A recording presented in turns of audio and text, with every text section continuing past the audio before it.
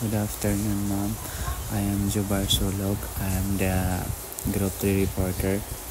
So, my report is all about section. And section 112, standard documentary requirements of applicant for PSA-LTO. No applicant shall be granted a PSA-LTO unless it satisfy the standard qualification and submit the documentary requirements state in the Rule 7 Section 18 of this IRR.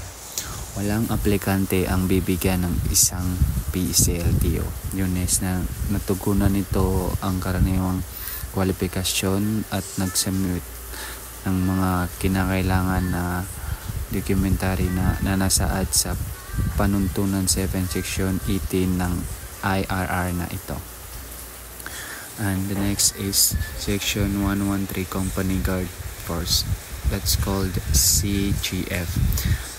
Any juridical entity not primarily engaged in the security industry and establishing its own security department or unit shall be organized registered with SOSHA as a CGF. Anumang juridical na entity na hindi pangunahing nakikibahagi sa industriya ng seguridad at nagtatag ng sarili nitong departamento o unit ng seguridad ay dapat ayusin at irehistro sa SOSHA bilang CGF. And the next is Section 114, Government Security Force, that's called GSF. Any government agency, including but not limited to GOCC, LGO, and state universities and colleges, SAC shall register their respective security unit with SOSHA as a GSF, provided that there is a character and plantela position.